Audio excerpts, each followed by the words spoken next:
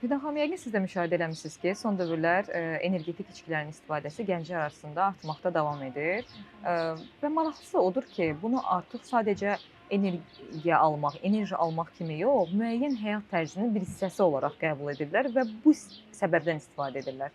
Nə düşünürsünüz bu haqda? Ümumilikdə energetik içkilərdən istifadənin çoxalması, xüsusən də gənclər arasında müşahidə etdiyimiz bir məqamdır. Gənclik dövrü, xüsusən yeniyetmə və gənclik dövrü insanların özünü təsdiq ehtiyacı olduğu bir dövrdür. Və bu dövrdə insanlar daha çox böyük görsənmək üçün hər hansı bir energetik içkilərə və yaxud da ki, hər hansı bir tütün məlumatlarına daha çox meyl edirlər. Bəli. Və energetik içkilər daha əlçatan olduğu üçün və bəzən ailələr də buna qadağan qoymadığı üçün bu daha çox müşahidə olunur. Sanki bir energetik içkinin hər hansı bir qutusunu əlində tutaraq yeniyetmə özünü böyüdüyünü, bu sosial həyatın bir parçası olduğunu və bir növ özünü təsdiq etmək üçün istifadə edirlər.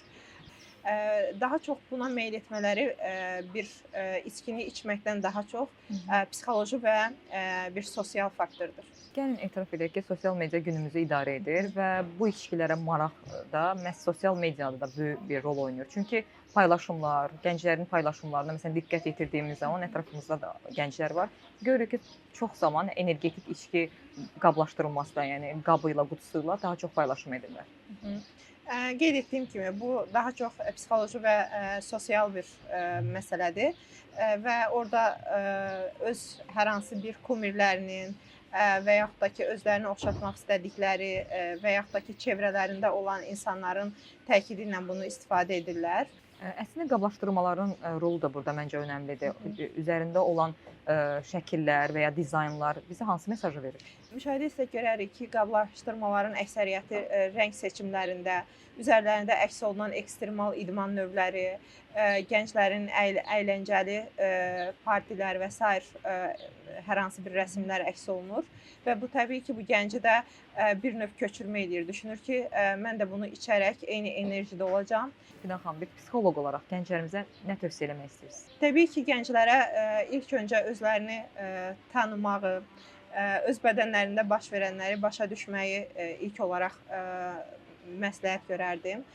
Çünki bizim yaranan ruh halımızın aşağı olması, bədənimizdə müəyyən bir gərginliklər və yaxud da ki, özümüzü daim yorğun hiss etməyimizin həm fiziki, həm psixoloji səbəbləri ola bilər. Daim stress altında olmaq, münbit olmayan bir psixoloji mühit ola bilər və yaxud da ki, bədəndə hər hansı bir vitaminlərin çatışmamazlığı, hər hansı bir digər bir xəstəliklərin başlanğıcı ola bilər.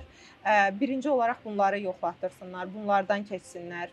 Hər hansı bir daimi yaşadıkları bir stress vəziyyəti varsa, daim bunu aradan qaldırmağa çalışsınlar. Heç bir şey üçün gec olmur. Sadəcə biz ona fərqinə vardığımız vaxtdan başlasaq, həmin situasiyadan uzaqlaşa bilərik.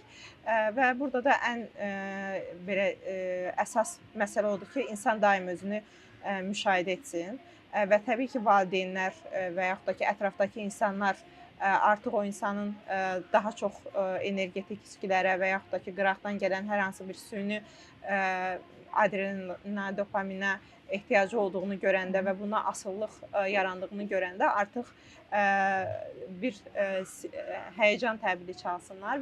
Fidan xanım, çox maraqlı söhbət idi. Həm söhbətim olduğunuz üçün sizə minnətdarlığımı bildirirəm. Təşəkkür edirəm Günay xanım, mənim üçün də çox xoş oldu. Beləliklə, bugün seçimlərimizə yalnız ehtiyaclarımız deyil, reklamlar, sosial media və vizual təsirlər də yön verir. Məhz buna görə istehlakçı olaraq məhsulu onun görünüşünə və yaratdığı təəssürata görə deyil, tərkibinə və təqdim olunan məlumatlara əsasən qiymətləndirməliyik. Unutmayaq ki, energetik içkilər adi sərinləşdirici içkilər deyil, həqiqi enerji qutudan deyil, sağlam həyat tərzindən, düzgün qidalanmadan və keyfiyyətli istirahətdən irəli gəlir.